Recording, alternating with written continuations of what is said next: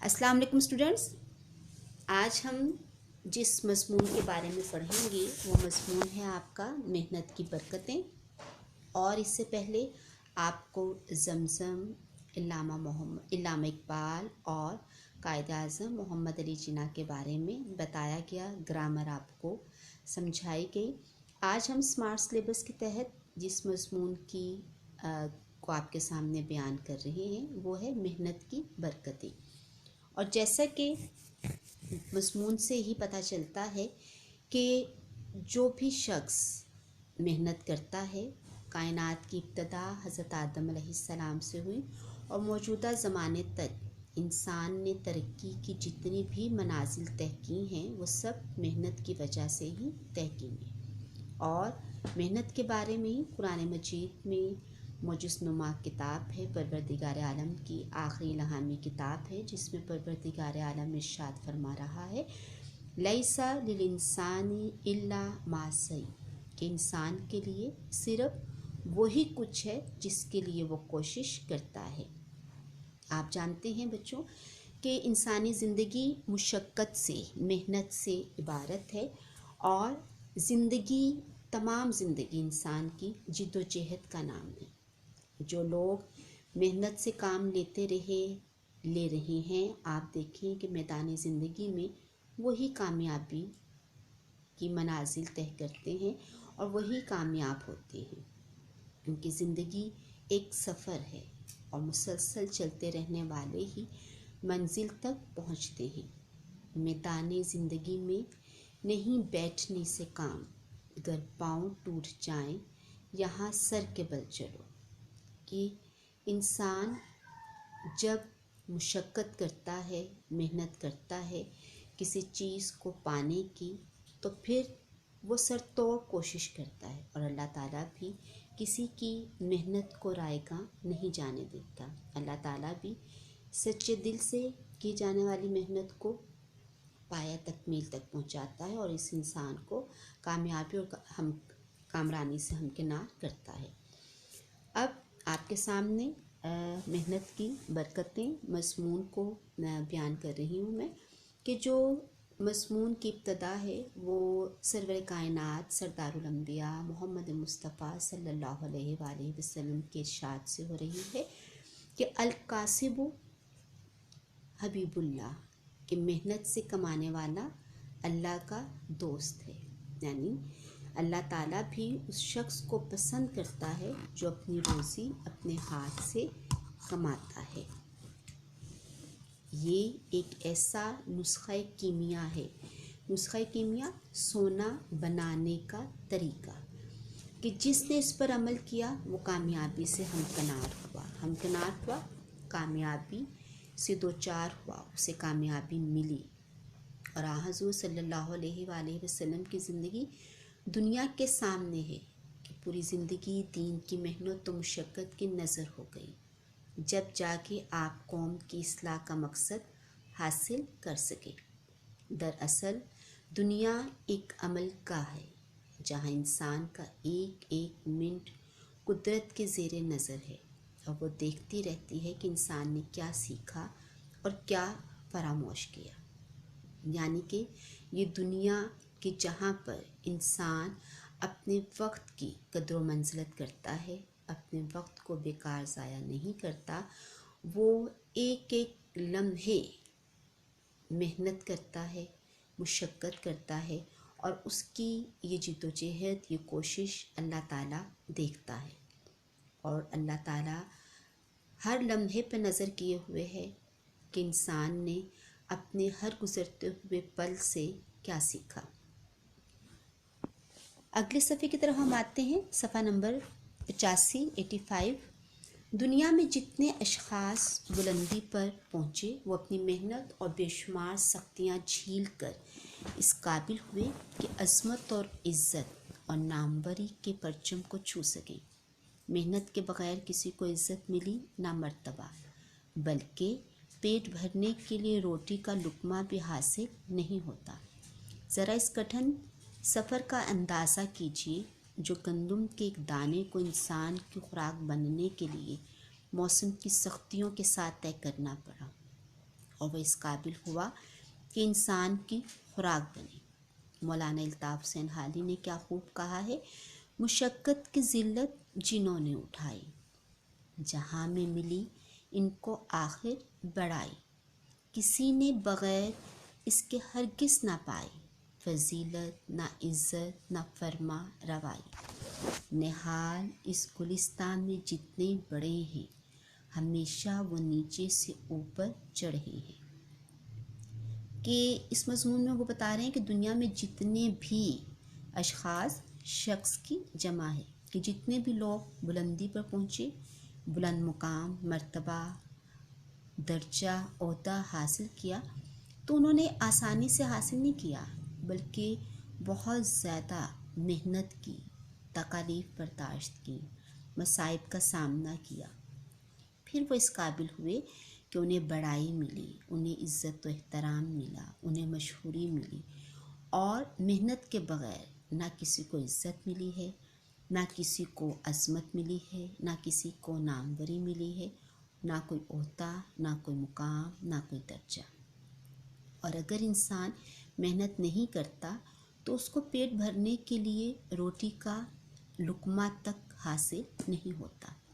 अब वो एक मिसाल दे रहे हैं गंदम के दाने की, कि कितने मुश्किल दौर से, कितने मुश्किल सफ़र से गंदम का दाना निकलता है, कि इंसान की खुराक बनने के लिए मौसम की सख्तियों के साथ उसे कितनी तकालीफ बर्दाश्त करनी पड़ती, फिर कहीं जाके वो इंसान की खुराक का ज़रिया बनता है।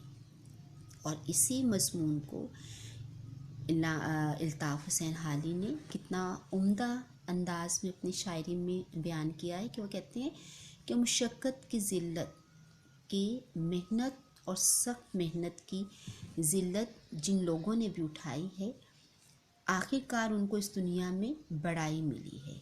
और किसी ने भी यहाँ पर बग़ैर मेहनत के ना तो बड़ाई पाई है, ना इज़्ज़त और ना ही हुक्मरानी।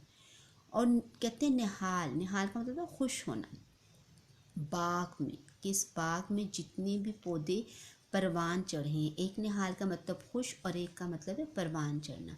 क्यों कहते हैं कि इस बाग में, इस गुलिस्तान में, इस गुलशन में, इस चमन में जितने पौधे भी परवान चढ़े हैं, वो हमेशा नीचे से ऊपर की तरफ ही जाते हैं।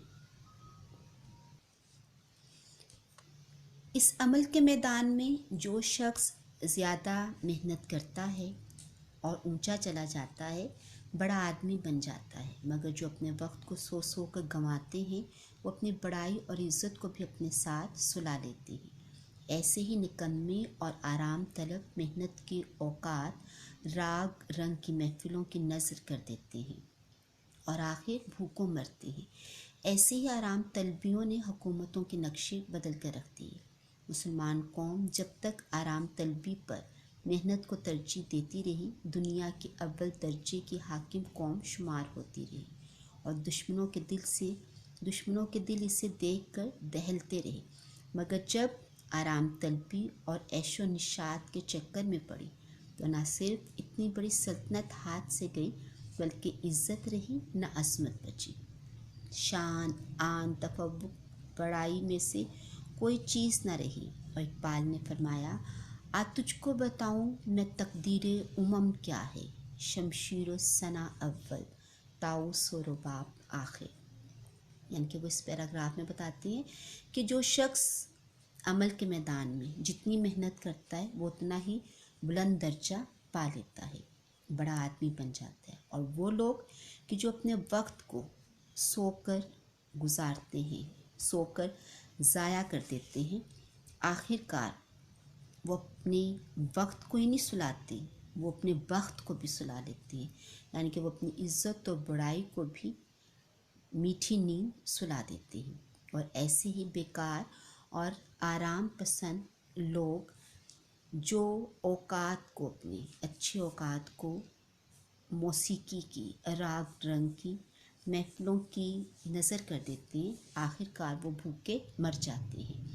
और ऐसे ही आराम तलबियों ने हुकूमतों के नक्शे बदल दिए। यानी कि زوال آ گیا ایسی حکومتوں کو کہ جن کے حکمران محنتی نہیں تھے، اور مسلمان جب تک آرام طلبی پر محنت کو برتری دیتے رہے، فوقیت دیتے رہے، وہ دنیا کی اول درجے کی حاکم قوم بنے رہے، اور دشمن کے دل انہیں دیکھ کر کانپ اٹھتے تھے۔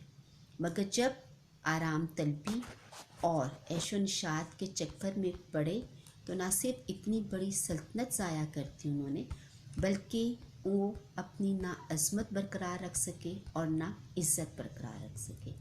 اسی طرح ان کی وہ شان و شوکت نہیں رہی، آن بان نہیں رہی، ان کی بڑائی نہیں رہی۔ اور اسی بات کو علامہ اقبال نے کس قدر خوبصورت انداز میں بیان کیا ہے کہ وہ کہتے ہیں کہ میں تجھے بتاؤں کہ امتوں کی تقدیر کیا ہے۔ امت کی جمع ہے۔ وہ کہتے ہیں کہ شمشیر چلانا، سینے پر سینہ کھانا، یہ سب سے پہلے ہے، یعنی کہ میدان جنگ میں بہادری سے لڑنا، اور آخر میں طاؤس و رباب یہ موسیقی کے دو کہنے کے ساز ہیں جن کے نام انہوں نے بیان کیے ہیں کہ وہ آخر میں ہیں۔ اقبال کیا تھے؟ اس نام کے ہزاروں افراد ہوں گے، مگر اقبال کی محنت نے انہیں زمین سے اٹھا کر آسمان پر جا بٹھایا۔ قائد اعظم بھی محنت سے قائد اعظم بنے اور اپنی دن رات کی محنت سے دنیا کا نقشہ بدل کر رکھ دیا۔ ایک قوم کہنے والے ہندو اور اس کے مشیر خاص انگریز کو آخرکار دو قومی نظریہ ماننا ہی پڑا، اور علامہ اقبال کے تخیل قائد اعظم کی محنت اور تدبر سے پاکستان کی شکل میں ایک ملک دنیا کے نقشے پر ظہور پذیر ہوا۔ مدرسے کے استاد محنت کے بغیر ماسٹر نہیں بنے۔ بچے تھے، پڑھتے تھے، محنت سے اپنے اسباق یاد کرتے تھے، اپنے استادوں کی جھڑکیاں سہتے تھے، آخر ان کی محنت رنگ لائی، اور آج مدرسے میں استاد کی کرسی پر جلوہ افروز ہے۔ شاگرد بھی جب تک محنت سے اپنے اسباق یاد نہیں کرتے کامیاب نہیں ہوتے۔ نکمے اور محنت نہ کرنے والے طالب علم فیل ہو کر سب کو بتاتے ہیں کہ محنت کرو گے تو کامیاب ہوگے، محنت نہیں کرو گے تو ہماری طرح فیل ہوتے رہو گے۔ آخری پیراگراف میں بتاتے ہیں کہ اقبال کیا تھے؟ ایک عام انسان۔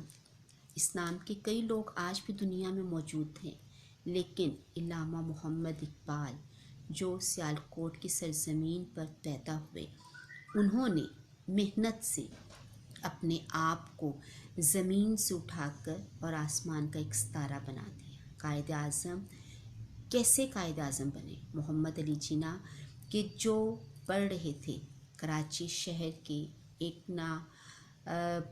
جو شہرت نہیں رکھتا علاقہ، اس علاقے میں پیدا ہوئے، پلے بڑھے، لیکن انہوں نے اپنی انتھک محنت سے، کوشش سے، ہمت سے، جد و جہد سے اپنے آپ کو ایک لیڈر بنایا، اور ایسے لیڈر بنے کہ جس لیڈر نے مسلمان قوم کی تقدیر کو بدل کے رکھ دیا۔ ہندو قوم اور انگریز جو نہیں مانتے تھے کہ مسلم اور ہندو دو الگ الگ قومیں ہیں، لیکن یہی علامہ اقبال کا فکر تھی، سوچ تھی، خیال تھا، اور قائد اعظم کی محنت اور تدبر تھا، سوچ بچار تھی کہ جس نے پاکستان کو دنیا کے نقشے پر ایک الگ ملک کی حیثیت سے ظاہر کیا۔ اسی طرح مدرسے کے استاد بھی بغیر محنت کے استاد نہیں بنتے۔ جب وہ بچپن میں تھے تو بچے تھے، پڑھتے تھے، محنت سے اپنے سبق کو یاد کرتے تھے، اپنے استادوں کی جھڑکیاں سہتے تھے، اور آخر ان کی محنت رنگ لائی، اور وہ بھی محنت کر کے، جد و جہد کر کے، کوشش کر کے، مشقت کر کے استاد کی کرسی پر جلوہ افروز ہوئے، استاد کی کرسی پر بڑے شان و شوکت سے بیٹھے۔ شاگرد بھی جب تک محنت سے اپنے سبق یاد نہیں کرتے وہ بھی کامیاب نہیں ہوتے، اور جو ناکام ہو جاتے ہیں محنت نہ کرنے والے طالب علم، وہ فیل ہو کر، ناکام ہو کر سب کو بتاتے ہیں کہ دیکھو ہم نے محنت نہیں کی تھی اس لیے کامیاب نہیں ہوئے، محنت کرو گے تو ہماری طرح فیل نہیں ہوں گے۔ آخر میں آپ کے لیے اسٹوڈنٹس اتنا ہی یہ شعر کافی ہوگا۔ جو محنت کرے ہو وہی سرفراز ہے، محنت میں انسان کی عظمت کا راز۔ ہم نے اپنے پیارے حبیب حضرت محمد مصطفیٰ صلی اللہ علیہ وآلہ وسلم کی اس فرمان پر عمل کرنا چاہیے کہ آپ کا ارشاد ہے بہترین کمانے والا وہ مزدور ہے جو خیر خواہی اور خلوص و محنت سے کام کرتا ہے۔